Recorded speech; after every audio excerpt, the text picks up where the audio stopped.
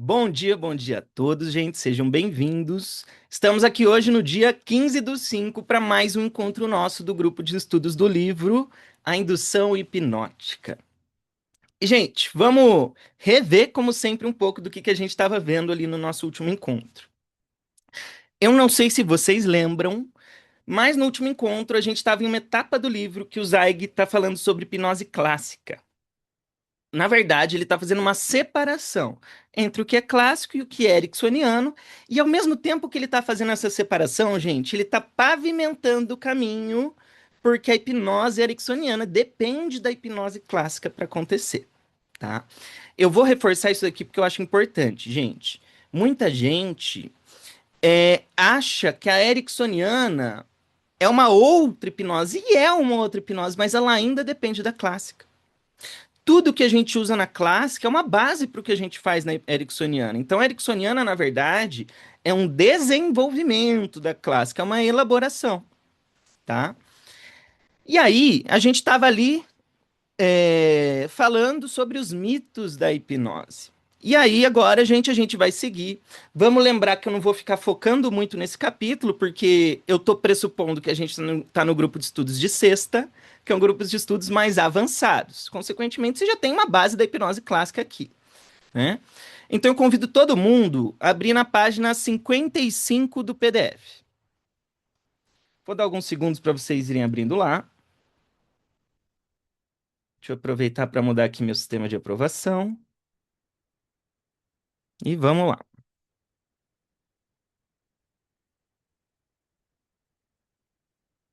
Tá. A gente tá numa etapa, gente, que o autor aqui tá passando vários mitos. Eu não vou ficar focando no capítulo, então vamos só passar batido aqui nesses tópicos. Então, o 11º mito que a gente tem ali é de que pessoas altamente inteligentes não são hipnotizáveis. Gente, isso é mentira, tá? Não existe correlação entre alguém ser inteligente e não ser hipnotizável, muito pelo contrário. Ele vai citar aqui, inclusive, o Ernest Hilgert, que é um pesquisador de Stanford, se não o principal, um dos principais pesquisadores de hipnose do mundo, né? De que pessoas inteligentes tendem a ser mais hipnotizáveis. Né? Eu acho interessante isso, porque tem muito hipnólogo que fica com medo de hipnotizar gente muito racional ou gente muito inteligente. Gente, não é bem assim, não, tá? Próximo. Mito 12. A hipnose aumenta ou pode ajudar a acessar o poder psíquico? Teoricamente, não, gente. Teoricamente, não. Eu não vou me aprofundar porque isso aqui daria uma discussão. Olha lá, o Yuri. O Yuri ele trouxe um bom argumento. O Yuri trouxe o argumento de que então o Diltz não é inteligente. Por que o Yuri está falando que o Diltz não é inteligente, gente? Porque o Diltz, ele era o ratinho de laboratório do Bandler e do Grinder na PNL. Então a galera da PNL estava desenvolvendo, elaborando a PNL e testando tudo no Diltz. Então o Diltz ele foi literalmente o rato de laboratório ali, foi muito hipnotizado, né? E o Diltz de fato é um cara muito inteligente, né? Pois ser Vamos lá. racional não é sinônimo de inteligente, né? Exatamente, concordo, Ricardo. Não é sinônimo mesmo. Exatamente. Vamos lá. 13. A hipnose pode recuperar memórias perdidas? Sim, gente, ela pode recuperar a memória perdida, porém tem limitações. Existem limitações. 14. A hipnose pode ser usada para aumentar as funções mentais? Difícil, gente. Difícil a gente falar sobre esse tópico aqui, porque a gente teria que definir primeiro o que é função mental. Então, depende do que você chama de função mental, sim, aumenta. Mas ao mesmo tempo, não, gente. Porque é o seguinte: a hipnose não vai aumentar a sua memória. Ela não vai aumentar, não vai criar leitura fotográfica, decorar tudo. Não, isso não vai acontecer. Não vai gerar o sentido aranha dentro de você. Porém, sim, ela aumenta o nosso poder mental, porque com a hipnose a gente ganha controle de coisas que a gente não controla. Com a hipnose a gente controla até pressão em alguns níveis. Então, sim, vai aumentar algum nível de controle, mas ao mesmo tempo, não, né?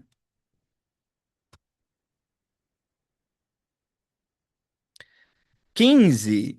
O hipnotizador precisa de recursos ou dispositivos especiais? Isso aqui é óbvio que não, né, gente? A gente não precisa de equipamento, não precisa de poltrona, não precisa de pêndulo, não precisa de relógio, nem de nada do tipo.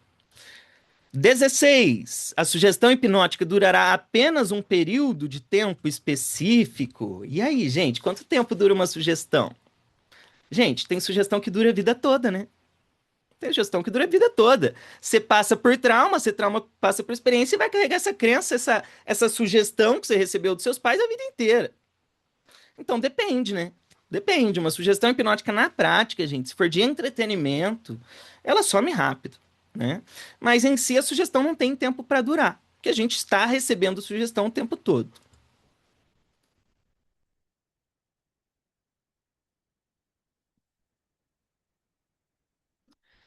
E aí a gente termina essa etapa que está falando dos mitos, gente. Antes de seguir, vamos lembrar o que está rolando aqui.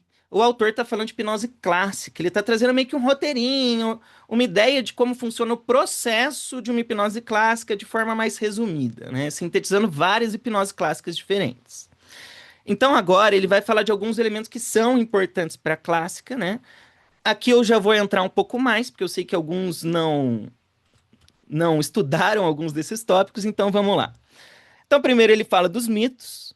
Aí o próximo ponto é a questão de diagnosticar a hipnotizabilidade, né? Então, depois de dissipar os mitos da hipnose, o hipnotizador determina a hipnotizabilidade do sujeito. No modelo tradicional, o diagnóstico baseia-se em dois tipos de teste de sugestionabilidade: os padronizados e os informais. Esses métodos podem não ser utilizados por todos os tradicionalistas, mas são apresentados para fornecer ao leitor uma orientação simplificada. Os objetivos dos testes informais de sugestionabilidade e dos procedimentos padronizados são diferentes. Os procedimentos padronizados buscam estabelecer dados empíricos confiáveis e válidos. Os testes informais de sugestionabilidade são dispositivos sugestivos.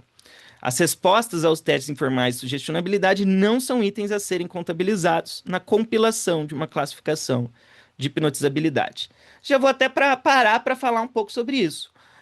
As escalas de sugestionabilidade hipnótica, elas existem e funcionam dentro do contexto a que ela se propõe, que é o laboratório, né? Saiu do laboratório, as escalas de sugestionabilidade não têm validade mais, porque tem muitos aspectos contextuais que envolvem a hipnose que fora do laboratório a gente não vai limitar isso aqui, né? Então, os primeiros testes que tem são os testes padronizados. Vamos lá. Os testes padronizados são as escalas de pesquisa em hipnose, como a escala de Stanford mencionada anteriormente, que é o que eu acabei de citar. Testes padronizados não são frequentemente utilizados em ambientes clínicos, onde testes informais são mais populares. De fato, gente, na clínica a gente não fica usando uma escala de sugestionabilidade hipnótica. Porém, ao mesmo tempo, alguns usam sim. Eu vou ser bem sincero para vocês, dentro da Ericksoniana a gente faz isso de forma indireta, né?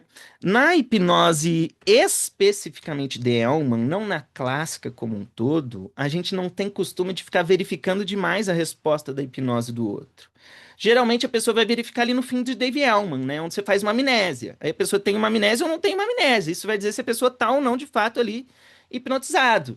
Mas na prática clínica, gente, idealmente a gente deveria verificar como a pessoa está reagindo, né? E como que eu sei se alguém está hipnotizado, gente? Gente, não são os sinais do transe que vão dizer se alguém está hipnotizado. O que vai dizer que alguém está hipnotizado de fato é a resposta a partir de sugestão, né? Tem gente que vai estar em transe profundo e não vai aceitar nenhuma sugestão. E quando eu digo sugestão aqui, eu estou falando um tipo específico de sugestão: fenômeno hipnótico.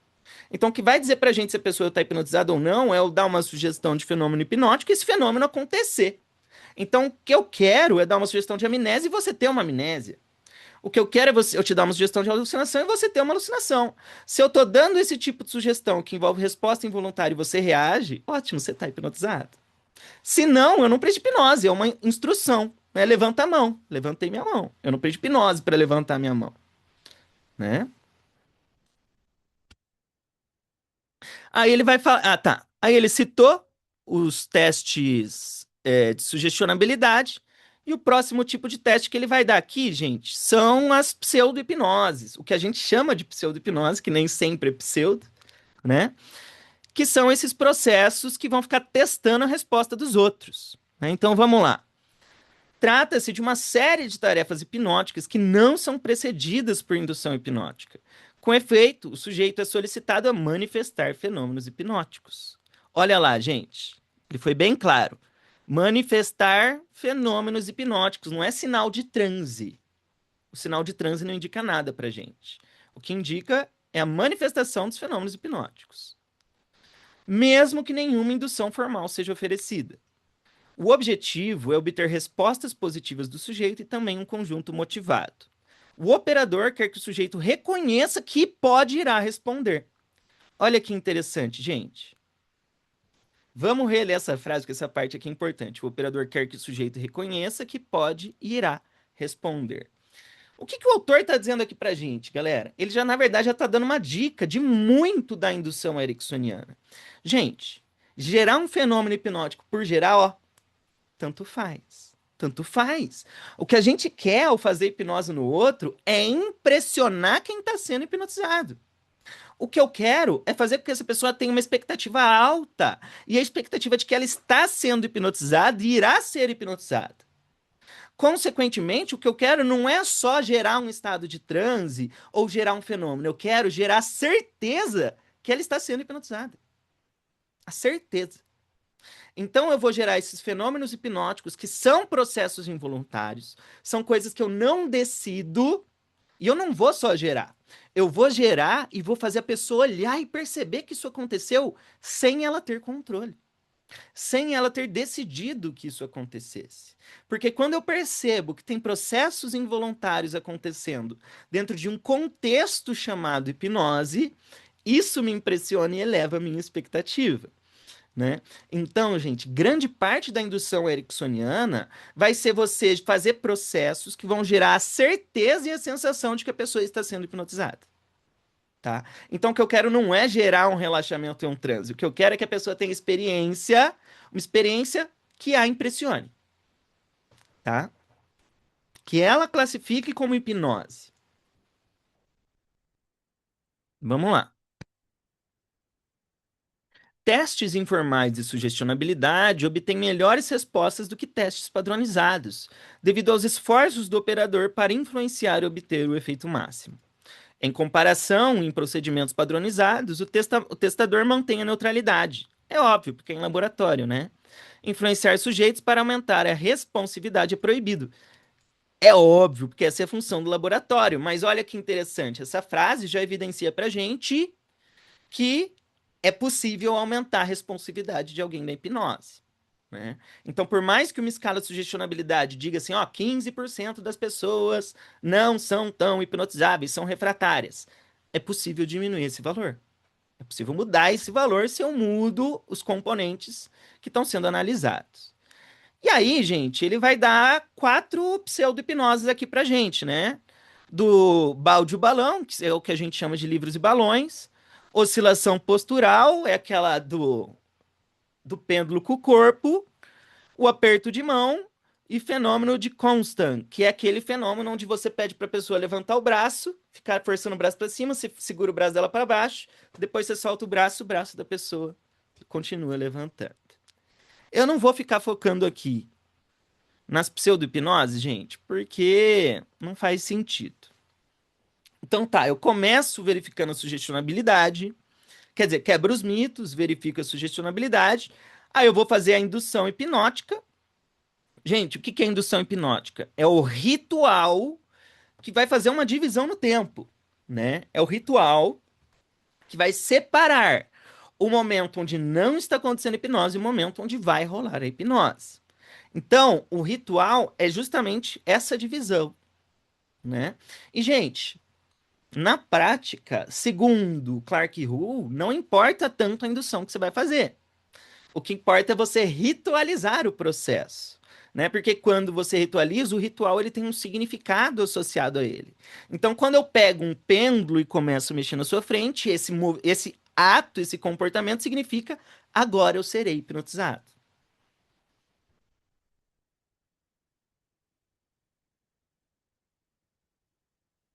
Vamos lá. Aí eu faço a indução, depois da indução, o que que a gente faz? Aprofunda, né? Faz o aprofundamento. Fez o aprofundamento, sugestões diretas. Aí o próximo tópico, usando uma balança.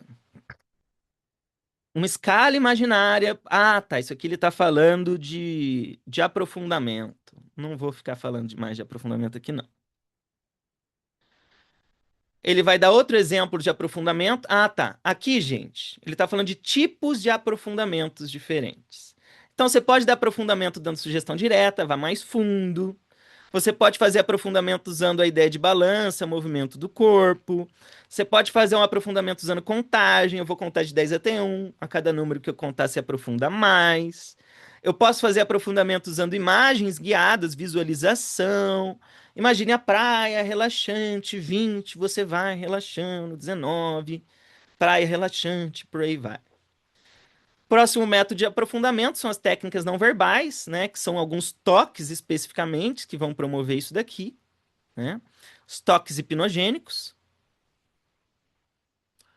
sugestões de teste que vão provar se a pessoa está reagindo ou não, né? Sugestões de fenômenos hipnóticos. E aí, agora, gente, a gente vai entrar na parte importante. Esse tópico a gente vai ler tudo. Vamos lá. Quando a gente fala de hipnose, a gente está falando de gerar processos involuntários. E isso aqui, gente, não é só da ericksoniana. Isso aqui eu vou citar especificamente um modelo de hipnose do James Braid. O modelo de hipnose do James Braid, que é o cara que cunhou o termo hipnotismo, como que funcionava? Gente, o James Braid fazia a pessoa fixar o olhar num ponto um pouco mais alto, a pessoa ficava ali olhando para aquele ponto, ele dava sugestão para a pessoa continuar muito atenta, muito alerta, focado ali, enquanto ele daria sugestões de que ela entraria em um sono profundo, né? E aí, assim que ele percebesse que a pessoa estava com aquele olhar vago, né, que ela estava dissociada, o que que James Braid faria, gente? Sugestões de fenômenos hipnóticos. Então ele geraria uma catalepsia, ele começaria a gerar amnésia, ele começaria a gerar algo do tipo. Tá? Por quê, gente? Porque a gente só sabe se que alguém está hipnotizado de fato quando tem fenômeno hipnótico acontecendo. Tá? E o que eu tô falando aqui, gente, não é algo de Erickson, é algo já desde James Braid. Se a pessoa não está reagindo à sugestão de fenômeno hipnótico, ela não está hipnotizada.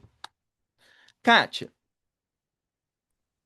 Como eu gero uma amnésia e testo isso na hora? você vai ter que você vai perguntar, dar sugestão para da pessoa da amnésia e perguntar para ela, Kátia. É a mesma coisa do número, sugestão de street hipnose. No 3 você vai esquecer o número 3. 1, 2, 3. Isso. Quantos dedos eu tenho aqui? Conta comigo. 1, 2, 4, 5, 6. A pessoa na hora ela já tá reagindo, tá? Então, geralmente vai ser algo assim. O Braid, ele usava mais outros tipos de sugestões, né? Uma catalepsia, um movimento involuntário, ou algo do tipo. Mas o Erickson, ele forçava a amnésia, por exemplo, né? O Erickson é comum ele já testar na amnésia logo de cara. E o Dave Elman também, gente. Aí eu já respondo você, Kátia. Dave Elman faz isso. O fim da indução de Dave Elman é uma sugestão de amnésia, né? Não agora, mas daqui a algum momento, você vai contar você vai contar vai fazer uma contagem regressiva a partir do número 100 e por volta do número 97, todos os números somem. A pessoa vai contar, o número vai sumir. Quando o número sumir, de fato ela está reagindo à hipnose. Muitas vezes eu tenho que jogar o número fora, porque o número não some. Sim. Desistido Eu dele. entendo, eu entendo você. Eu também não uso essa sugestão, Kátia. Sinceramente. Eu não gosto dessa sugestão, gente, porque a amnésia é um fenômeno avançado demais pra você pular para um relaxamento. Você tá num relaxamento, você vai para amnésia, é um salto muito longo. Eu, que sou ericksoniano, eu prefiro escalonando com mais calma o nível das sugestões, né? A gente tem ali uma escadinha de sugestão. Então, se você faz esse loop que a gente chama de heteroação, ou loop hipnótico, podemos chamar de loop hipnótico, de uma forma mais bem feita, você consegue chegar na amnésia mais facilmente. Tá. Ah, é. Vamos lá. Agora a gente vai entrar em um tópico que são um tópico onde ele vai citar os fenômenos hipnóticos. E, gente, esse tópico é importante. Não existe ericksoniana sem fenômeno hipnótico. Tá? Não existe. Você tem que conhecer os fenômenos hipnóticos para fazer a ericksoniana. Porque, gente, tanto para hipnotizar a gente precisa dos fenômenos hipnóticos, quanto para terapia. Quanto para terapia. Gente, a gente tem costume de dizer assim: hipnose não é uma terapia, hipnose é um acelerador de terapias. E de fato é isso mesmo. A hipnose sozinho não resolve nada, praticamente. Geralmente a gente junta a hipnose com uma abordagem terapêutica que ela deixa isso mais breve. Porém, hipnose ericksoniana é uma terapia. Hipnose ericksoniana é uma abordagem terapêutica. E a abordagem terapêutica ericksoniana envolve o uso dos fenômenos hipnóticos como fonte de solução de problema. Tá? O processo terapêutico ericksoniano é um processo altamente fenomenológico. Então você vai ver Erickson fazendo terapia, ele está usando fenômeno, ele está gerando amnésia, ele está trocando a personalidade da pessoa, a mão da pessoa está subindo involuntariamente em direção à testa. A pessoa está tendo uma distorção na percepção de tempo e por aí vai. Então o processo ericksoniano ele depende dos fenômenos hipnóticos, por isso é importante você aprender o que vai ser apresentado aqui agora. Então vamos lá. Com a experiência de fenômenos hipnóticos, aumenta a sensação de profundidade do transe do sujeito. Olha que interessante. Por que que aumenta a sensação de profundidade? Porque nenhum fenômeno, praticamente nenhum fenômeno, eu decido ter voluntariamente, né? Seguindo, é útil tanto para o operador tradicional quanto para o ericksoniano conhecer os fenômenos hipnóticos. As duas abordagens, no entanto, podem utilizar fenômenos hipnóticos de maneiras distintamente diferentes. Ou seja, os fenômenos são os mesmos, mas a forma de usar é diferente. Fenômenos hipnóticos podem ser sugeridos direto ou indiretamente. Também podem ocorrer espontaneamente. No modelo tradicional, a sugestão direta é preferível aos métodos indiretos. Ao estudar a lista a seguir, o leitor pode antecipar como uma experiência vívida de qualquer fenômeno hipnótico específico pode afetar o sujeito. Então vamos listar aqui os fenômenos, gente. O primeiro são as alucinações, positivas ou negativas, né? Que consistem em percepções e sensações ilusórias. Uma sugestão para uma alucinação negativa pode ser direcionar visualmente o paciente a ver algo que não existe. Uma rosa crescendo no chão. Uma alucinação auditiva seria ouvir algo que não existe. Você ouvir o sino de uma escola tocando, que não existe. Uma alucinação tátil é você sentir algo que não está presente, né? Uma alucinação olfativa e gustativa é sentir o cheiro, perfume ou gosto que você não está sentindo, que não estaria ali originalmente. A gente tem as alucinações negativas, né? Que seria que exige que o sujeito não vivencie um evento real, ou seja, vai tirar a experiência de algo que está na realidade. Ao invés de criar, vai sumir com essa representação. Uma alucinação visual negativa exigiria que o sujeito, por exemplo, não visse uma cadeira que está realmente na sala. Uma alucinação olfativa negativa pode consistir em não sentir o cheiro de amônia colocado sob o nariz do sujeito. E por aí vai. Próximo tipo de fenômeno hipnótico são as anestesias e analgesias, né? Gente, anestesia é quando você perde a sensação do toque, a sensação da dor. Na analgesia, você sente a pressão, você sente o toque. Você só não tem a experiência da dor, né? Próximo fenômeno é a amnésia, né? Amnésia pode entrar, Paulo. Antes de eu falar da amnésia, pode entrar. E a analgesia e a anestesia também pode ser mensurado. Pode ser mensurado, A justamente. analgesia é um dos efeitos da hipnose que você pode dizer que a hipnose está acontecendo ou não, porque dá para você medir. Ótimo. Vamos até falar um pouco mais sobre isso, Paulo. Gente, se tem uma área da hipnose que é científica, é a anestesia. Grande parte da hipnose não é ciência. Tem muito da hipnose que a gente não faz ideia do funcionamento. Dissociação de personalidade, por exemplo, é algo do tipo. A anestesia a gente entende bem, tá? Inclusive, gente, a gente é um dos poucos animais que modula a experiência da dor. E a gente consegue testar. E muito do que a gente tem de entendimento real da hipnose vem justamente do estudo de anestesia, né? Então, muitas vezes, quando você vai ver cientista estudando hipnose, ele descamba para o lado de controle de dor, porque é um lado que a gente mensura e entende muito bem. Bom, próximo fenômeno é a amnésia, que é você se esquecer de algo, né?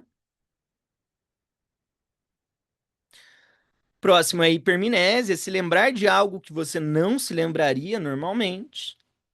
Regressão de idade, se lembrar de algo do passado. Distorção temporal.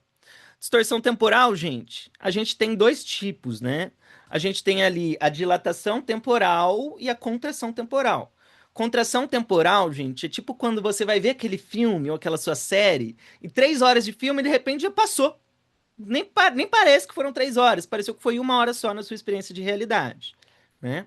Já a experiência de dilatação temporal é tipo aquela viagem que você foi fazer que parecia que nunca chegava no destino. Ou aquele dia que você queria ir para o banheiro que tinha alguém lá dentro e você estava apertado, mas não conseguia entrar no banheiro, né? Então a gente está tendo experiências de distorção de tempo o tempo todo. Paulo Amaral, pode entrar.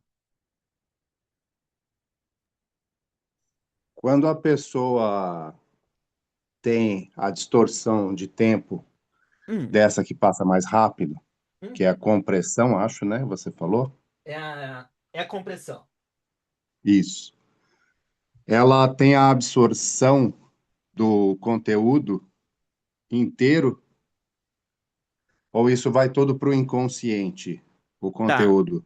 Eu não sei dizer exatamente que a gente teria que definir o significado das palavras que você está trazendo, mas eu diria que sim, tá? Uhum, O que eu vou dizer uhum. aqui, gente, é baseado nesse livro do Erickson aqui. O Erickson, aqui, ó, dilatação, quer dizer, distorção do tempo na hipnose. Lynn Cooper e Erickson. Esse livro aqui, gente, é um livro que ele pega estudo acadêmico que o Erickson e o Cooper fez. Metade do livro é esse estudo acadêmico que eles fizeram com experimentos científicos sobre distorção de tempo, e a outra metade desse livro é o Erickson fazendo uma análise do uso de distorção temporal dentro da terapia, né? É, Isso aqui tem muita utilidade na terapia, gente. O Erickson usava distorção temporal frequentemente para resolver problemas. Exemplo, alguém que tem dor crônica, ele pode dilatar a percepção do tempo que ele está sem dor e contrair a percepção do tempo dos momentos que essa pessoa está com a dor, né? Afonso. Antes de falar o que eu vim para falar, eu vou fazer um breve comentário a respeito da sua utilização do material didático. Você Hum, fez uma distorção do aprendizado. hum. Você comprimiu livros e bibliotecas em meros comentários. E é que se o Sim, cara não tiver o hábito de ler bastante, velho, sim, você entendeu minha colocação, não entendeu? de fato. Não é que você está falando coisa errada, não. É que Sim, um livro que a gente, às vezes, quando está iniciando, compra como se fosse um universo imenso, é uma coisa extremamente imensurável. Hoje você coloca o livro como apenas parte do complemento daquela aprendizagem, né? Ou sim, sim, seja, de para fato. você, para chegar nesse livro, tem que ter lido bibliotecas inteiras, praticamente. Tá de Justo. parabéns, viu, meu Obrigado. cara? Mas eu queria falar a respeito sobre da preocupação do pessoal aí com convencer a pessoa que a pessoa está em transe, né? Porque o fenômeno hipnótico que você falou é utilizado não para provar que a pessoa está em transe ou não, porque pode acontecer o transe sem a pessoa ter que ter essa prova, Uhum. mas convencer ela de que ela realmente está de fato, é isso? Sim, Não, porque eu estou lembrando de um treinamento que eu fiz presencial uma vez, e a gente teve aquela indução básica do atravessando, né? Aquela, do truísmo e tal, né? sim. Uhum. E aí, assim, teve uma coisa que não estava lá na aula, mas eu utilizei na hora, e foi aquela dissociação da mente consciente e mente inconsciente, né? Sim. Somente Uhum. consciente, tal, tal, tal, você enquanto somente Isso é inconsciente. justamente para forçar essa divisão dentro da pessoa, a sensação de estar hipnotizado. Exatamente. Sim. E é o que eu quero dizer. Quando eu utilizei esse tipo de comunicação, a pessoa que estava. Tinha duas pessoas que trabalhavam comigo. Uma, inclusive, era muito descrente, que até na hora que o professor foi fazer a demonstração de hipnose clássica, ela abriu os olhos de propósito para mostrar que ela não estava sobre uma pessoa Uhum. controladora, né? Sim, E quando eu fiz com ela a indução, eu não sei se ela estava querendo ser agradável, mas teve outra pessoa que sentiu a mesma coisa e disse assim, poxa, agora eu senti realmente que houve alguma coisa, justamente pelo processo daquela dissociação, que gerou uma catalepsia, né? Uhum. Um relaxamento mais profundo nela. Então, Sim. assim, eu não tive essa preocupação e eu acho que não deve ter, de ter que provar. Ela mesma, por si mesma, ela percebeu Aí que que tá. algo... Eu concordo. E esse caminho, ele vai funcionar. Só que o que que acontece? Vamos lá. Gente, uma das coisas que dificulta a gente a dizer que transe existe academicamente é a própria definição do que isso é. Porque eu tenho meus transes de agora têm características diferentes dos meus transes de daqui a 5 minutos. Os meus transes, não tô falando do seu, tô falando do meu. Tem transe meu agora que eu tenho a sensação de estar com o corpo leve. Tem transe meu daqui a pouco eu vou ter a sensação de estar com o corpo pesado. Tem transe meu agora que eu vou ter a sensação de estar com frio, depois com calor.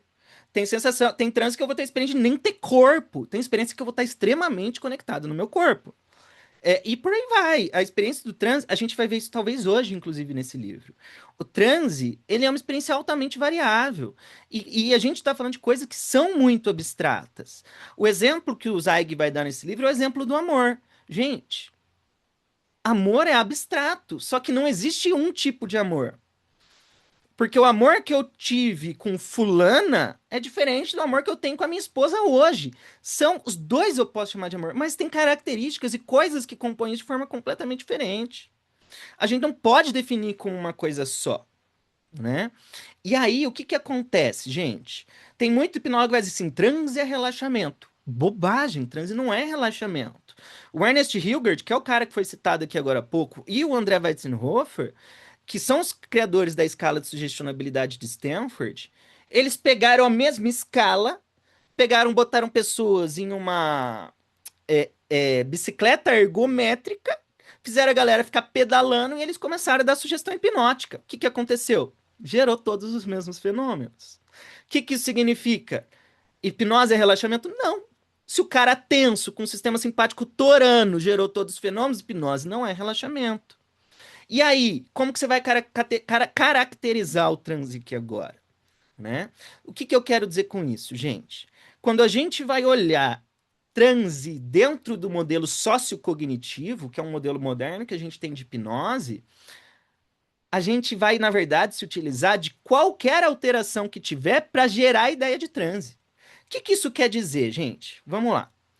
Se eu pego e faço uma indução de relaxamento progressivo com o seu corpo, quando você relaxa progressivamente, ocorrem alterações fisiológicas no seu corpo.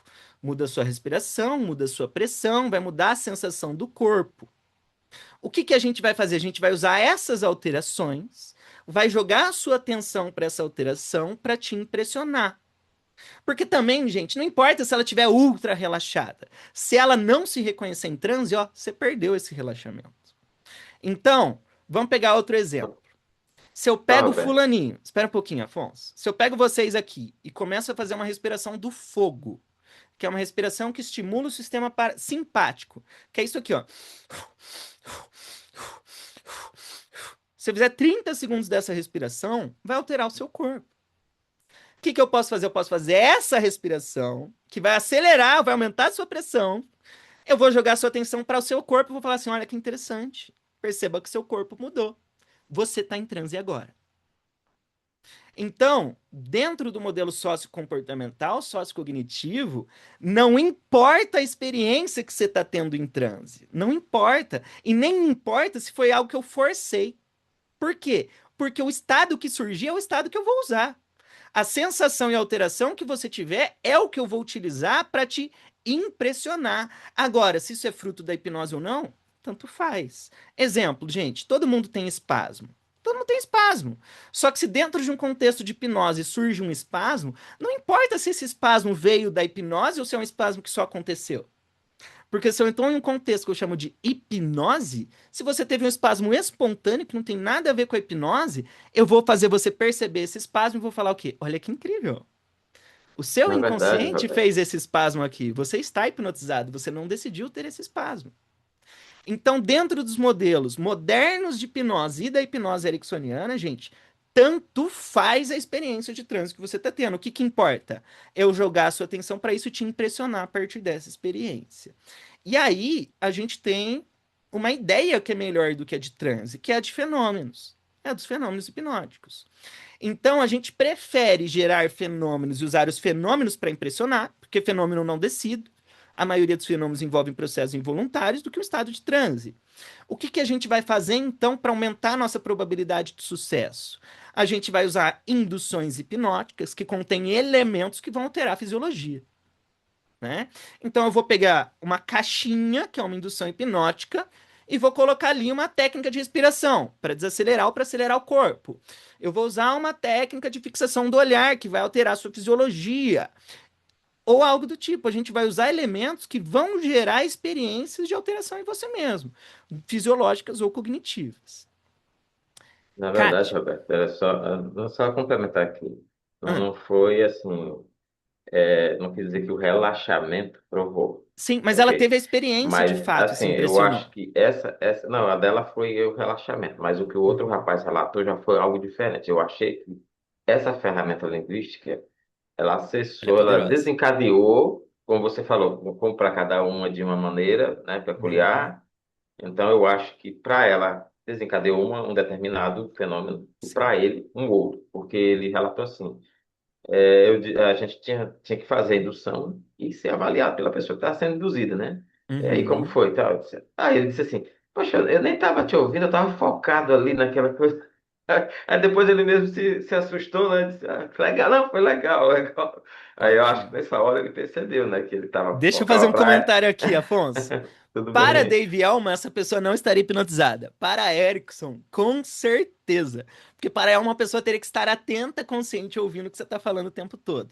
Só que o que o Afonso fez aqui, gente? Ele usou uma estratégia que a gente chama de divisão dentro de alguns modelos ericksonianos, que é uma estratégia que gera uma sensação de dissociação.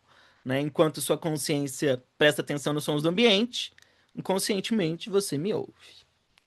Kátia, Não, já foi falado já. Obrigada. beleza. Vamos voltar lá. Bom, antes de eu seguir, eu vou ler o comentário do Paulo, para não interromper o tópico. Paulo falou: alguns tipos de tique nervoso de fundo psicológico mania poderiam ser um tipo de fenômeno hipnótico em reação a algum gatilho? Aí poderia ser fenômeno sem relaxamento? Eu não sei se eu entendi bem, mas sim, Paulo. Vou dar um exemplo que vai explicar bem para você. Você já viu eu hipnotizando a Elis. Qualquer um que já viu eu hipnotizando a Elis já viu que eu começo a fazer com a Elis movimento de motor, a mão dela já começa a se movimentar ali. Ela tem vários processos involuntários quando isso acontece. Tá. Próximo fenômeno hipnótico, dissociação. Gente, dissociação, além de fenômeno, é a base do funcionamento de qualquer fenômeno hipnótico. Todos os fenômenos hipnóticos envolvem dissociação em algum nível, né? Dissociação é o funcionamento autônomo ou semi-autônomo de um processo mental ou físico. É uma experiência avolitiva. O que é volitivo ou avolitivo, gente? Volitivo é aquilo que eu decido. Avolitivo é aquilo que eu não decido. Então, ao hipnotizar alguém, o que eu quero? Gerar uma sensação, uma experiência onde ela não decide o que está acontecendo. Como, por exemplo, minha mão começar a subir involuntariamente a minha testa, eu querer que minha mão não suba e ela continuar subindo. Isso é uma experiência volitiva. Exemplo onde algo simplesmente acontece sem eu decidir. Por exemplo, ao usar imagens guiadas e direcionar uma pessoa a imaginar uma cena de praia, o operador pode sugerir que o sujeito olhe para a praia e, de repente, perceba uma figura amigável caminhando inesperadamente em sua direção.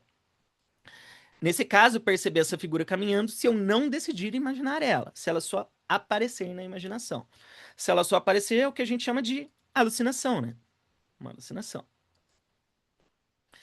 Além dessa dissociação mental, pode-se sugerir uma dissociação física, como uma catalepsia. Catalepsia é um membro paralisado no ar. Uma levitação inconsciente do braço.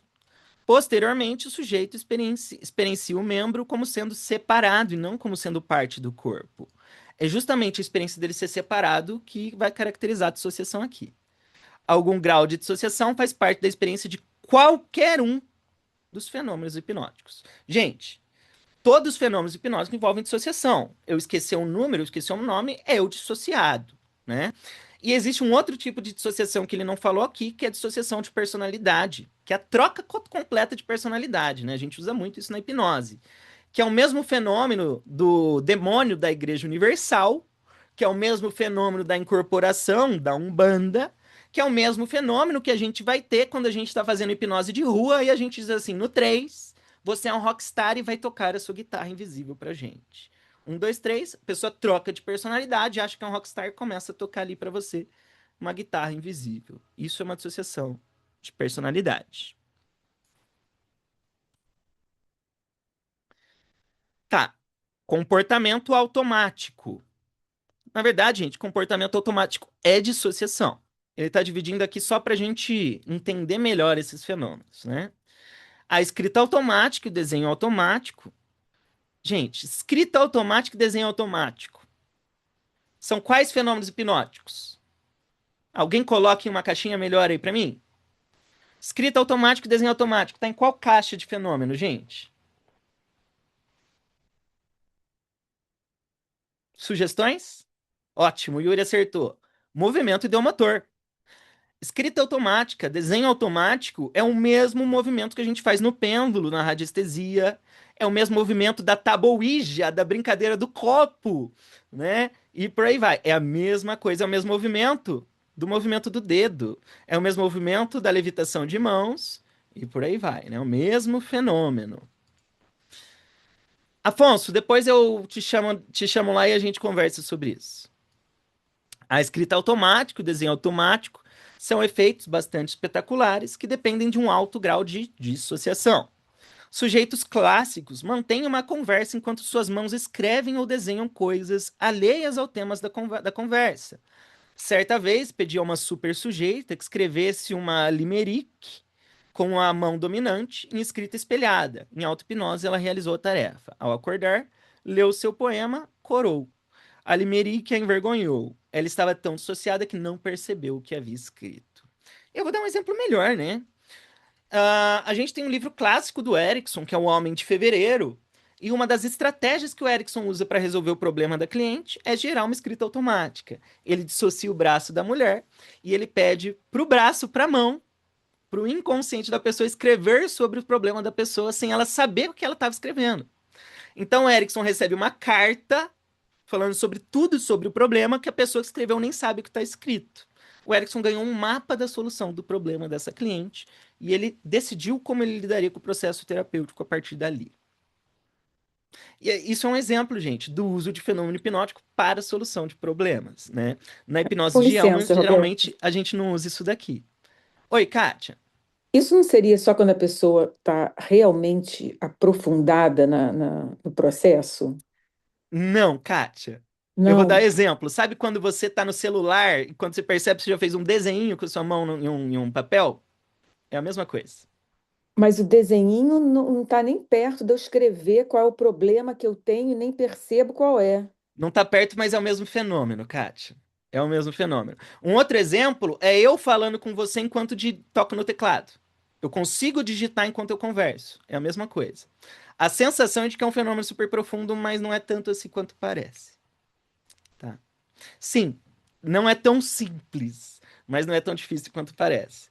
Porque, gente, você é capaz de conversar com alguém enquanto tecla no teclado. Pelo menos a maioria de vocês. Mas eu Mas tenho aí você sabe consciência o que você das está duas teclando, né? coisas. Sabe?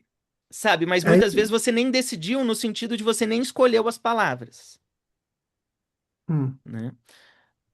Um Paulo, músico que tá performando de maneira automática. ótimo. É, é. Mas isso é cerebelar, isso é um negócio que você faz porque você está habituado. Não é uma coisa que você está trazendo para fora uma questão que você não tem nem consciência.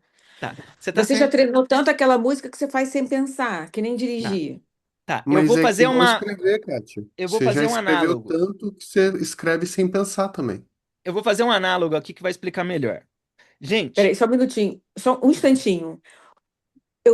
Para eu saber o que eu estou escrevendo, eu tenho que ter alguma cognição ali. Para eu tocar uma música que eu já treinei um monte de vezes, eu não estou tocando uma música nova, não estou criando uma música na hora. vamos Não falar de níveis de necessariamente. dissociação.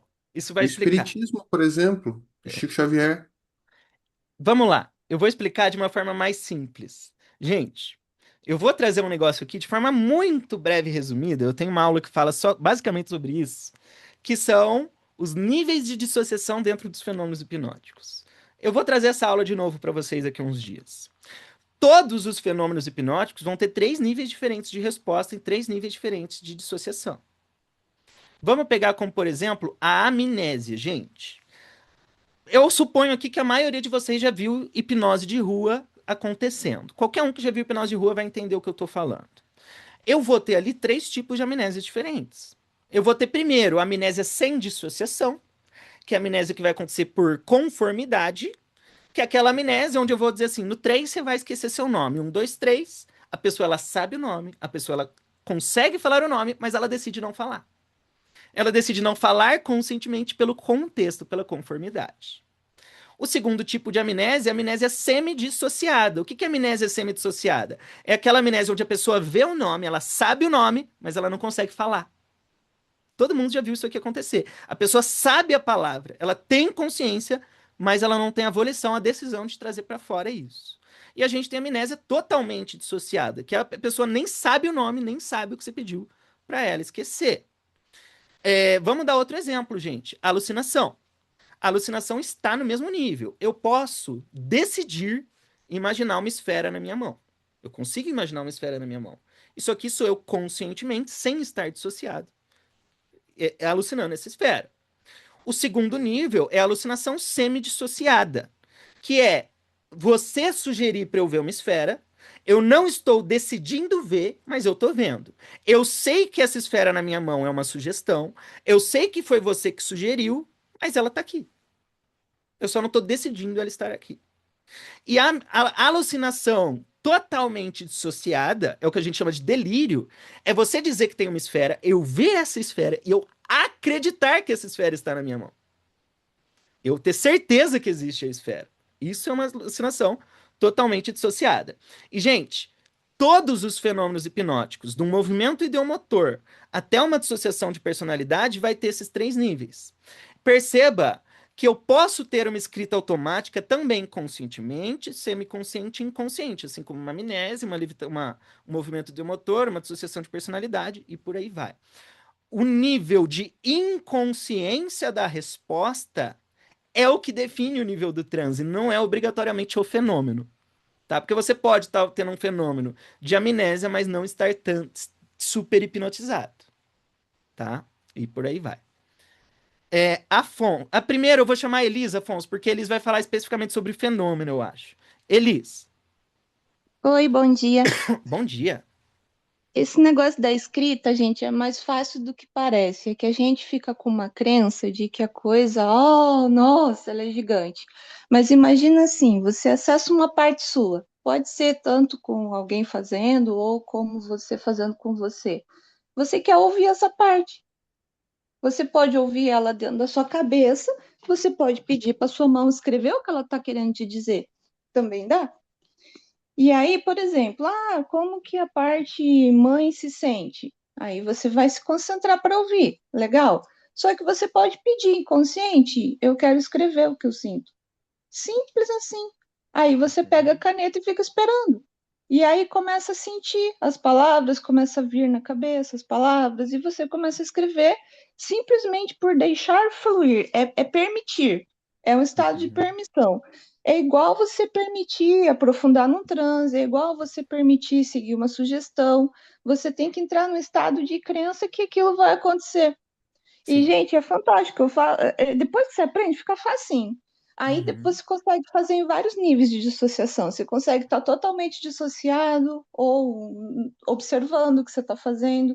E aí, quando você volta do transe, você vai ler, às vezes você lembra, às vezes não, mas você tem certeza que foi um fenômeno, porque não sairia aquilo se você tivesse 100% alerta. Então, é um estado de permissão onde você vai ouvir uma parte sua, né? Então, é muito simples, é só você se concentrar, você ouvir o que está vindo e escrever. Na verdade, é bem simples. Tá. Eu vou até complementar algo, na verdade, que eu acho que vai finalizar esse ponto aqui. De fato, você fazer uma escrita automática sem nem ter acesso ao conteúdo é um nível de hipnose profundo. Assim como uma levitação de mãos totalmente dissociada, a pessoa tentando impedir a mão de subir e a mão subir. Estaria no mesmo nível. Então, independente do nível da complexidade do fenômeno, que é a levitação de mãos, que é simples, até uma dissociação de personalidade, que é complexo, o que vai definir, vamos dizer, a dificuldade, principalmente, é a dissociação. É óbvio que tem a dificuldade dos próprios fenômenos ali, né? Mas o nível de dissociação é o que vai dizer se está mais ou menos hipnotizado teoricamente ali, né? Afonso. Eu fiquei curioso para saber se esses níveis dos fenômenos hipnóticos são sugestionáveis, se a gente sugere o nível ou ocorre espontaneamente. Tá.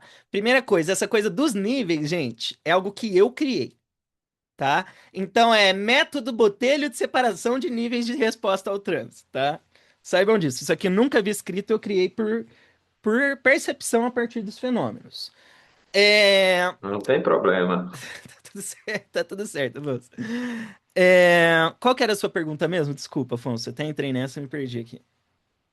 E a gente, como hipnotizador, a gente sugere o nível ou Ah, ele ocorre verdade. espontaneamente. Verdade. Essa pergunta é boa. Tá, gente, depende. Depende. Primeiro, se eu deixar em aberto, a gente não vai saber efetivamente se é o nível, se é qual que é o nível de resposta da pessoa, né? Mas sim, tem pessoas que não vão reagir bem, que eu vou dar a sugestão que ela vai ter um nível de resposta ali. Outras pessoas já vão reagir muito bem. Mas na prática, Afonso, a sugestão define a expressão do fenômeno. Se a pessoa não tiver habilidade, não adianta eu dar a sugestão. O que eu quero dizer com isso? Se eu pego alguém ultra hipnotizável, a Elis, e eu dou a sugestão para ela que ela não vai ter a troca de personalidade, mas ela vai ter um movimento involuntário, sei lá, ela vai ter uma alucinação, ela pode ver a esfera e saber que sou eu que estou sugestionando.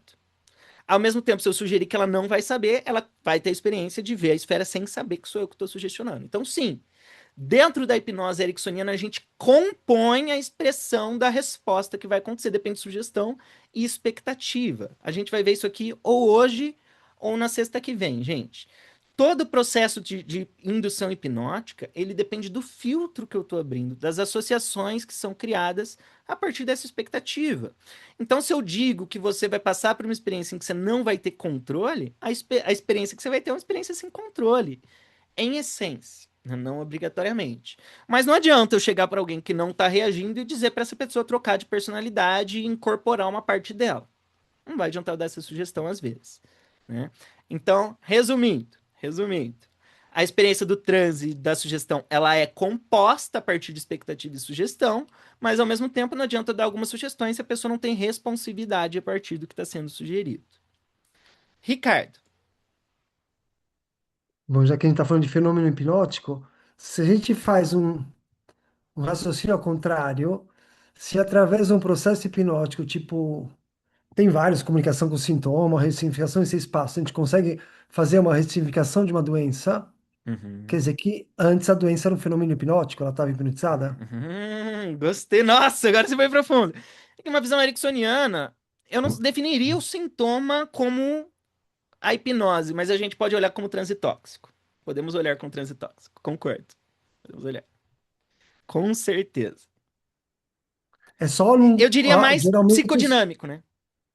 Ou psicodinâmico. É que ideodinâmico. os médicos normalmente não têm acesso. Para se eu consigo com um, teoricamente todos são transitóxicos. Faz sentido. Faz sentido. Vamos lá. Tá. O próximo fenômeno é o comportamento automático. Ah, é o que a gente estava lendo, né? 9. Comportamento ideodinâmico. Comportamentos ideomotores e ideosensoriais são comportamentos autônomos ou respostas sensoriais a um pensamento ou sugestão. Olha que interessante, gente. Ele está falando aqui de processo ideodinâmico. Se você que está assistindo essa aula aqui, olha o jabá. Se você está assistindo essa aula aqui e você não conhece esse termo ideodinâmico, abre agora uma aba do seu YouTube e procura lá, Roberto Botelho, processo ideodinâmico. Assiste essa aula aí que vai te explicar muito. Se você não conhece o termo ideodinâmico, você está atrasado na hipnose, porque a base, essência, núcleo, coração da hipnose, desde a criação dela com James Braid, é processo ideodinâmico, tá? Processo ideodinâmico é o processo involuntário que a gente tem a partir de um pensamento, sugestão ou nossa atenção, né? Toda hipnose depende do processo ideodinâmico para acontecer.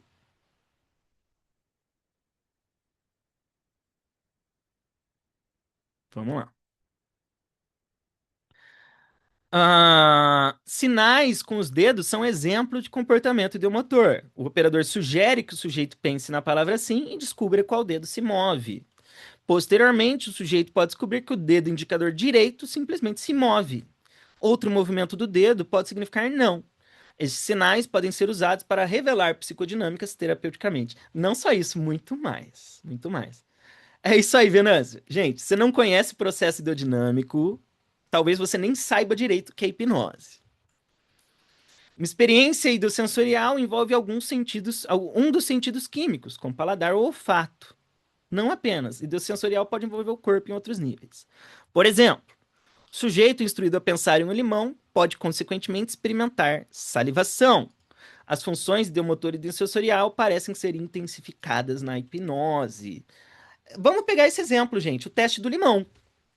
O teste do limão explica o fenômeno ideodinâmico.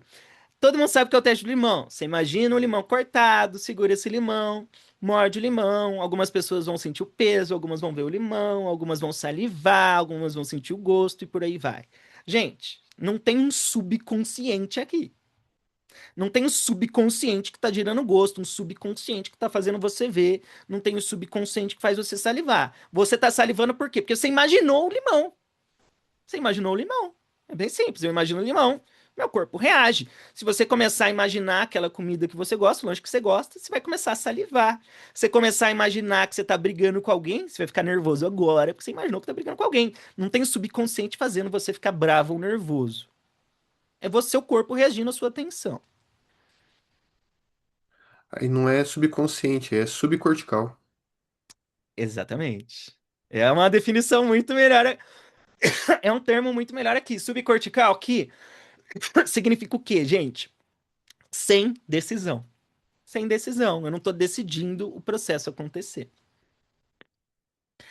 Antes da gente seguir, gente, vamos tirar o nosso fotão? Vamos aproveitar que vocês estão aí. Vamos tirar o fotão, gente. Vocês têm um minutinho. Fotão, fotão. O Paulo hoje. O Paulo tá no drip. Roberto, até tirar o fotão. Eu tava uma vez dirigindo e tinha uma pessoa no carro falando sobre peixe, cozinhar peixe e preparar peixe, e eu odeio peixe. Uhum. E beleza, eu tava dirigindo, daqui a pouco comecei a sentir um cheiro de peixe dentro do carro. Uhum. E eu não Uhum. conseguia. Eu cheguei a abrir a janela e não tinha peixe. Eu cheguei a olhar para trás para ver se a pessoa tava carregando peixe no carro. Nossa, Elis. E eu liguei o ar e eu comecei a passar a mão no rosto e aquele cheiro insuportável de peixe. E, gente, olha como é que é o negócio. Não precisou nem de transe.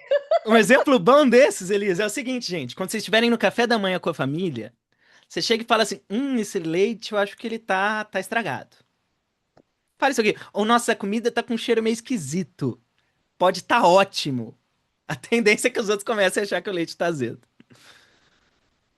Roberto, Quando você quiser, vamos, quiser vamos estragar o dizer, almoço de família, é só fazer isso.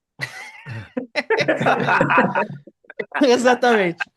Gente, vamos olhar lá pro webcam. Vamos tirar o fotão. Olhando lá pro webcam. Sorrisão. Muito bom, gente. Pera aí que vamos tirar mais uma. Vamos tirar mais uma. Aproveitar que o Edgar entrou. Vamos lá, gente. Mais uma vez, olhando pro webcam. Ótimo, galera. Daqui a pouquinho eu mando lá pra vocês o print. Roberto, eu acho que fazia parte do exemplo que você está fazendo antes, mas é interessante um exemplo hipnótico de fenômeno hipnótico moderno, que eu vi Hum, uma pesquisa que o pessoal sente durante o dia o telefone vibrar no bolso e não está vibrando, não está tocando. nossa. Isso É, atualmente eu acho que vai crescer cada vez mais. Ou ouvir o barulho da notificação sem ter notificação. É. Faz Mas o sentido. Quando a telefone gente tá vibrar é assistindo sensorial. O live, pessoal sente, pega o telefone e não tem ninguém, né? Sim. Olha, o Edgar trouxe o exemplo, que geralmente é o exemplo que eu uso, Edgar. Eu uso o exemplo de piolho e o exemplo de coceira. Gente, começa a se lembrar de piolho. Você já teve piolho? Como que é piolho, gente? Você já teve alguém perto de você que teve que passar aqueles shampoos para piolho? Provavelmente, só de começar a ouvir falar de piolho e da possibilidade de ter coceira de piolho, você já começa a ter vontade de coçar a sua cabeça, né? Isso é processo Isso, ideodinâmico. isso Pode falar, acontece Edgar. muito, isso acontece muito onde eu trabalho, que eu trabalho com uma casa de crianças, né? Hum, E sempre vem um acolhido novo e volta e meia começa a conversa de piolho. Aí as outras crianças nem têm, eu nem tenho, ninguém tem, mas começa a coçar todo mundo, né?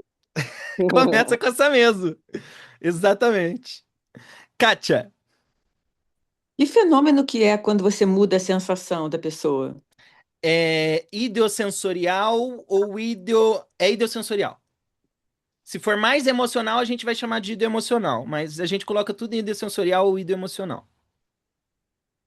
Roberto, e risada contagiante pode ser considerado fenômeno hipnótico? Aí eu já não vou dizer, porque eu não sei dizer. Não Eu vi sei isso, dizer. você vê no YouTube vários vídeos, né, de experimento social, o cara no metrô, ou não, começa a rir, e de repente o pessoal começa a todo mundo rir, Eu seguir fico atrás. pode ser sim, ou pode ser um fenômeno de conformidade. Não sei, eu não sei dizer. Não sei dizer, mas faz sentido. Faz sentido. Eu apostaria no fenômeno do neurônio espelho, semelhante ao bocejo, Faz sentido. Faz Você, sentido. viu? Faz É sentido. mais isso. Eu não tenho é uma Efetivamente faz sentido. sugestão. Porque, tipo, tem aquela sugestão do, olha, quando eu vou tocar na sua mão direita, você vai rir, quando eu tocar na sua mão esquerda, você vai chorar. É uma sugestão não verbal, de fato é. De fato é. Aí já seria outra coisa. Aí a gente vai começar a filosofar demais aqui, gente. Vamos lá. Pronto. Próximo tipo de fenômeno, sugestões pós-hipnóticas. É a sugestão que eu dou agora, dentro do transe, que vai surgir só lá na frente, quando a hipnose já tiver acabado, né? Aí o termina aqui de trazer as possibilidades dos fenômenos. E vamos lá. Observações sobre fenômenos hipnóticos. Pacientes em estados hipnóticos apresentam uma gama extrema de funcionamento humano. Os estados psicológicos e comportamentos acessados em fenômenos hipnóticos são notáveis para os observadores e até mesmo extraordinários para o sujeito. Mudanças fisiológicas podem ser sugeridas na hipnose. Por exemplo, os pacientes podem alterar o fluxo sanguíneo periférico, modificar distúrbios somáticos da pele, interromper dores de cabeça vasculares e assim por diante. Fenômenos hipnóticos são comportamentos normais habitualmente não reconhecidos. Eu vou ter que falar sobre isso. Gente, todo fenômeno hipnótico acontece o dia todo. O dia todo. Eu lembro quando eu entrei na hipnose, eu tinha a crença de que eu não era hipnotizável. Aí eu ficava assim, eu não sou hipnotizável, é difícil me hipnotizar. Aí eu comecei a me ligar. Gente, vamos lá, vamos falar de todos os fenômenos hipnóticos. Todos. Vamos listar aqui e falar deles na nossa vida cotidiana. Catalepsia, que é o fenômeno mais simples, que é onde eu tô com o membro paralisado no ar. Pra mim acontece o tempo todo. Eu vou no cinema, eu tô comendo minha pipoca e de repente minha mão tá ali parada em cima do pote de pipoca. Ou quando eu tô numa janta conversando com alguém e minha mão tá segurando o garfo, paralisado no ar. Isso é uma catalepsia, né? Vamos pegar fenômeno ideomotor. Fenômeno ideomotor é eu teclar em um teclado. Minha mão se tecla involuntariamente, eu não tô mandando minha mão teclar. Outro exemplo, quando eu tô no banco do passageiro do carro e o meu pé freia um freio invisível. Né? Quando meu pé freia o freio invisível, é um movimento ideomotor. Tá? Vamos pegar o exemplo da amnésia. Gente, a amnésia é um fenômeno que acontece o tempo todo. Vira e mexe, eu tô com a palavra na ponta da língua, eu sei o que eu vou falar, mas a palavra não vem. Sempre que você esquece a palavra que você vai dizer, qual que é o nome desse fenômeno, gente? Amnésia. Você não precisou ser hipnotizado para isso, tá? O tempo todo a gente tem regressão, tá acessando experiências do passado. Alucinação positiva. Vira e mexe, eu ouço alguém me chamando, eu crio músicas na minha cabeça, isso tudo é alucinação positiva. Alucinação negativa, que é um fenômeno super complexo. Esse, quem é homem, vai se identificar. né? Você tá procurando um negócio, você procura, procura, procura, não acha. Aí sua mãe ou sua mulher vira e fala: se eu for aí achar, você vai ver comigo. Ela abre a porta e tá na sua frente. O que que é isso, gente? Alucinação negativa. Vira e mexe, eu tô procurando minha chave. Cadê minha chave? Cadê minha chave? Cadê minha chave? Tava na minha mão. Como que é o nome disso? Alucinação negativa, né? O último fenômeno que a gente vai ter ali é dissociação de personalidade, gente. Quando você fica muito nervoso, muito puto com alguém, você xinga, você fala o que não devia, e você se acalma, você pensa assim, puxa, não devia ter dito isso. Ninguém mandou você agir desse jeito. Essa troca de personalidade é dissociação de personalidade, tá? Então, assim, todos os fenômenos hipnóticos acontecem no cotidiano o dia todo, o tempo todo. A gente não precisa de hipnose para ter nem anestesia, gente. Não precisa de nada de hipnose para ter nada disso. A gente sabe desde 1932 que a diferença entre estar fora da hipnose e dentro da hipnose é que quando eu formalizo a hipnose, eu aumento a probabilidade dos fenômenos acontecerem. O que que isso quer dizer? A mudança de fora para dentro da hipnose não é da qualidade do fenômeno, é da quantidade dos fenômenos que acontecem. Porque a nível de qualidade, todos acontecem tanto dentro quanto fora, né? Ricardo, Peraí, Roberto, voltando um pouco, você falou que escutar música na cabeça é é hipnose. alucinação. Diálogo interno é alucinação? É, é alucinação. Na verdade, se a gente for a nível teórico, vamos fazer uma divisão aqui, gente, porque a gente usa terminologias erradas, né? É, se eu decido. Vamos lá. Gente, o que que é uma alucinação visual?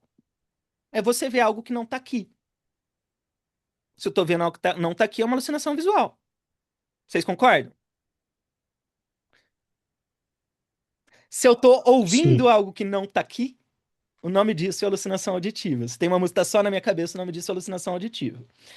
Existe uma diferença de termos que a gente da hipnose não pegou, que é a diferença entre alucinação e delírio, tá? Gente, se eu tô ouvindo uma música na minha cabeça, mas eu não sei que está só na minha cabeça, o nome disso é delírio.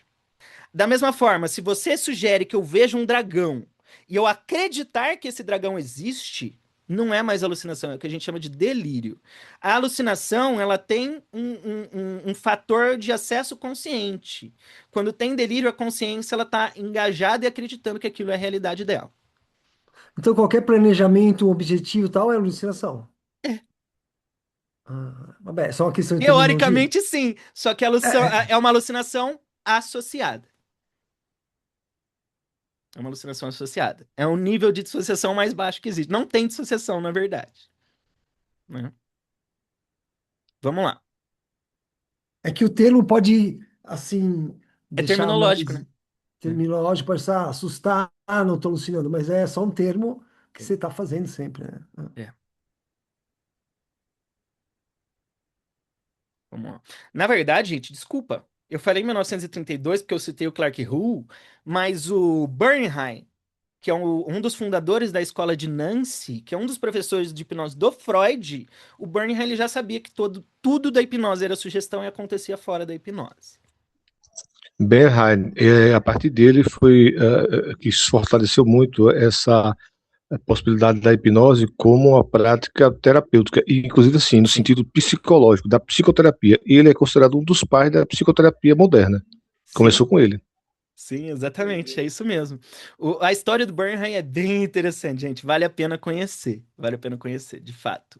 Muitas pessoas pensam em Freud aprender hipnose e já vão para o Charcot, mas Freud aprendeu mais hipnose com o Bernheim do que com o Charcot. O Freud chegou a ponto de fazer tradução de livros do Bernheim, né? O Bernheim, ele entrou na hipnose porque ele... Como que é o nome do outro fundador de Nancy? Ai, poxa vida. Porque tinha um outro cara que fundou a escola de Nancy. Esse cara, ele pegou um dos clientes do Bernheim. Bernheim era um médico. Esse cara, ele tinha um problema, se não me engano, na lombar ou algum tipo de algum problema do tipo. Não tinha resultado nenhum terapêutico. Esse cliente foi ser atendido. Resolveu do problema do ciático ou da lombar desse cara. E aí o Bernheim, putz, esse negócio funciona, eu vou lá estudar. Foi estudar com o cara e aprendeu hipnose a partir dali. E assim foi criada a escola de Nancy. Paulo, muito obrigado. Esse cara é o Libo. Na escola de Nancy tinha três principais membros. Libot, que fundou a escola de Nancy, junto com o Bernheim, e depois vem o Coué, Emile Coué. Seguinte, vamos lá. Fenômenos hipnóticos são comportamentos normais, habitualmente não reconhecidos. O que isso quer dizer, gente? Isso que a gente chama de fenômeno hipnótico só chama fenômeno hipnótico porque está dentro de um contexto que a gente chama de hipnose. Se ele está fora de um contexto chamado hipnose, não é um fenômeno hipnótico, é um processo natural do corpo humano. Né? Seguindo. Na hipnose, fenômenos hipnóticos são consolidados e organizados para um propósito específico. Por exemplo, considere o fenômeno da distorção de tempo. Esse efeito é encontrado na vida cotidiana. Ao esperar um ônibus durante uma tempestade, o tempo pode avançar lentamente. Alternativamente, o tempo pode parecer passar rapidamente enquanto se lê um livro envolvente. Esses efeitos naturais podem ser sugeridos na hipnose para criar o fenômeno da distorção de tempo. Tá. O uso dos fenômenos hipnóticos. Pesquisadores tradicionalistas e terapeutas ericksonianos podem usar fenômenos hipnóticos de diferentes maneiras. Pesquisadores, por exemplo, usam fenômenos hipnóticos em escalas laboratoriais padronizadas para quantificar a capacidade hipnótica latente. Então, as escalas de sugestionabilidade hipnótica, né, você vai fazer indução, depois começa a dar sugestões e vai ver quem reage, quem não reage. O objetivo disso é quantificar. Os tradicionalistas, por outro lado, usam fenômenos hipnóticos para determinar suscetibilidade à hipnose e como técnica de aprofundamento. Então, olha que interessante, gente. Na hipnose clássica, não estou falando de Elman, porque Elman é um dos muitos clássicos. Na hipnose clássica, se usa fenômeno hipnótico para aprofundar. Para aprofundar a hipnose, para hipnotizar. Né? Eu não estou nem falando só da ericksoniana. O único modelo que não usa tanto isso daqui, não é o único, um dos poucos modelos que não usam tanto isso aqui é o do Elman. Vai usar lá na indução de Elman com amnésia. E olha lá. Os ericksonianos estão particularmente interessados em eliciar fenômenos hipnóticos como recursos terapêuticos poderosos. O que isso quer dizer, gente? Na hipnose ericksoniana, o fenômeno hipnótico serve como solução de problema também. Não é só para hipnotizar. Os fenômenos hipnóticos podem ser usados pelos tradicionalistas como dispositivos de indução e aprofundamento e como convencedores. Paulo, pode entrar. Aquele teste do Spiegel de rolar o olho, entra onde nisso? Ele citou o Spiegel mais para trás, mas eu pulei o trecho que ele falou do Spiegel. Paulo, você está querendo encaixar onde isso dentro de quê? Só para entender. Para ver se a pessoa é suscetível com o teste do rolar o olho para cima, não é ideomotor. Tá. Eu acho que aí não envolve nem fenômeno, Paulo. Nem fenômeno, tá? Gente, sobre o Spiegel, vamos falar um pouco do Spiegel. O Spiegel é um dos pesquisadores mais importantes da hipnose. A gente tem aquele teste famoso do Spiegel, do rolamento dos olhos, que pede para a pessoa virar os olhos e fechando os olhos para verificar como que ela está reagindo à hipnose e tudo mais. Tem que tomar cuidado com algumas coisas do Spiegel, gente. O Spiegel tem coisas ótimas, mas o Spiegel ele tem algumas pesquisas que ele fez que usam uma metodologia científica porca. Porca. Não dá para acreditar em tudo que o Spiegel fala, porque ele usa metodologias, às vezes, duvidáveis? É essa a palavra? Duvidosos. Duvidosos. Duvidosas. Então, assim, tome cuidado com algumas afirmações do Spiegel. O próprio teste do rolamento dos olhos, gente, não é científico, tá? Não é tão científico quanto falam. Outra coisa, o Spiegel ele tem aquela ideia de que é um processo, hipnose, o transe, ele acredita em estado de transe, né? O transe acontece quando o córtex está menos ativo. Sim, dentro de uma indução standard, com sugestões standard, né? Se eu delimitar a hipnose é só isso, dentro desse contexto, induzindo dessa forma, com esse tipo de sugestão, talvez eu possa dizer isso. Se eu mudar um pouco os elementos, não mais. Né? Vamos lá.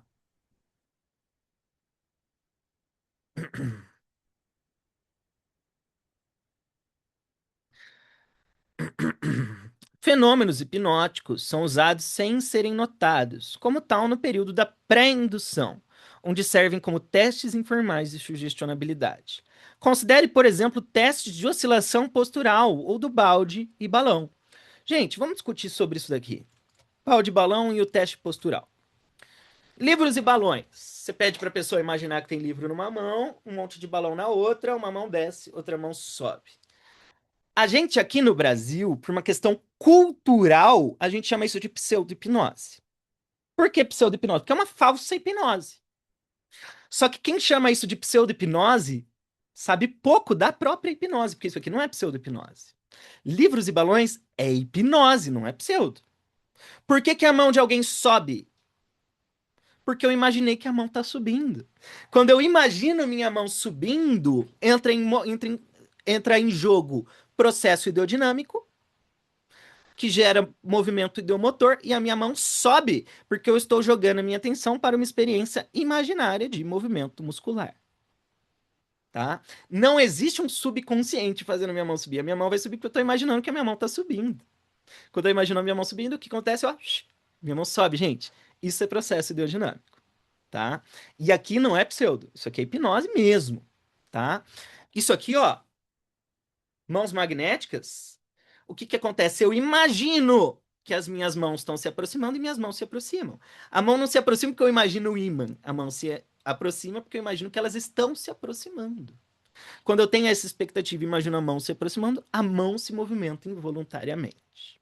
Tá? Não tem subconsciente aceitando sugestão aqui. É processo ideodinâmico em jogo.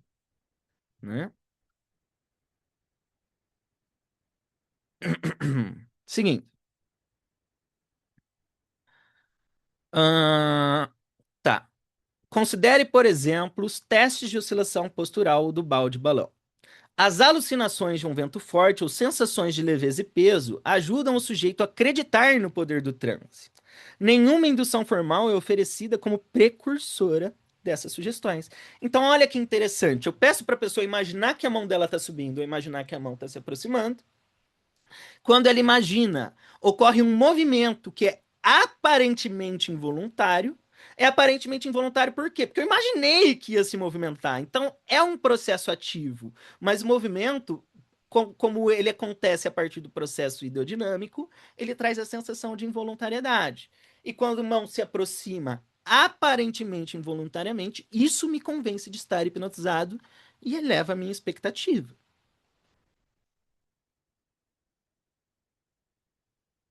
Tá. Como mencionado anteriormente, a indução tradicional depende fortemente do fascínio e do relaxamento para induzir transe. Isso aqui eu acho que até o Zweig duvidaria. Tá? A hipnose não depende de relaxamento. As seguintes sugestões, utilizando o fenômeno da alucinação visual, podem ser elaboradas em uma indução. Né? Olhe para a parede, imagine um relógio com um grande ponteiro vermelho de segundos. Seguinte. Durante o período do aprofundamento da hipnose tradicional, os fenômenos hipnóticos são importantes convencimentos da profundidade do transe vivenciado e importantes precursores da terapia sugestiva tradicional. A alteração da volição é o que, gente? Decisão. E o aumento do envolvimento que ocorrem quando se vivencia fenômenos hipnóticos modificam a percepção de quê? De autonomia. O que ele quer dizer com isso daqui, gente? Dentro da hipnose, olha lá, voltamos. O que caracteriza a sensação da pessoa estar hipnotizada é uma experiência onde ela não está tendo autonomia sobre o que está acontecendo. Onde processos estão acontecendo involuntariamente sem ela decidir. Aqui eu vou usar a palavra que muitos hipnólogos não gostam. Sem controle. O que vai impressionar o outro é uma experiência onde tem coisas acontecendo sem ela ter controle.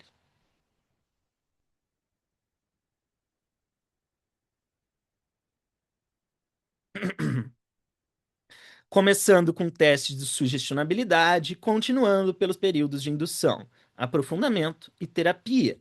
O operador reforça a ideia de autocontrole alterado. É demonstrado ao sujeito que ele não está mais no controle consciente de sua experiência e comportamento. Olha lá, gente, isso aqui é o Zweig falando da hipnose clássica. Ele não tá nem falando da ericksoniana. O que caracteriza a hipnose clássica é a pessoa não ter controle consciente da experiência, tá? Isso, gente, é uma das maiores realidades. Eu não entendo como que a gente chegou no mito de que na hipnose a pessoa tem controle de tudo. Não tem. O operador, ou melhor, a mente inconsciente do sujeito está no controle. Até certo ponto, o operador contradiz a maneira como desmistificou o controle durante o período da pré-indução. A experiência de controle alterado é fundamental para a aplicação de sugestões durante o período da terapia. Aí vai ter o tratamento. Eu vou pular a parte do tratamento.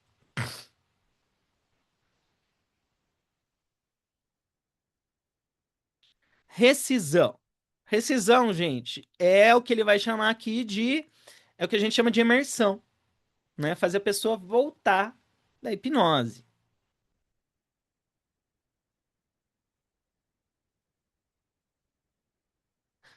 Beleza. Uso contemporâneo do modelo tradicional. O modelo tradicional e suas variações são amplamente utilizados na prática da hipnoterapia em todo o mundo. Em geral, este modelo é vagamente análogo a comer em um restaurante, entrar e sentar-se, que é pré-indução, comer o aperitivo, que é a indução, a salada, que é o aprofundamento, o prato principal, que é a terapia, e a sobremesa, que é a imersão, o término. Pode-se selecionar vários itens de cada sessão do cardápio. O que ele quer dizer com isso? Você pode tomar mais tempo aqui, mais tempo lá, e por aí vai, né? Infelizmente, na abordagem tradicional, a seleção do cardápio é restrita e pouca atenção é dada às necessidades nutricionais específicas do cliente. O que ele quer dizer? Na hipnose clássica, geralmente é isso, é isso, é isso, isso. É standard, é sempre igual para todo mundo. Você não está considerando as individualidades, as necessidades e as respostas daquele sujeito, né? Porque Hipnose clássica é um prato feito. é um prato feito. É justamente porque, gente, hipnose, reagir à hipnose é uma habilidade.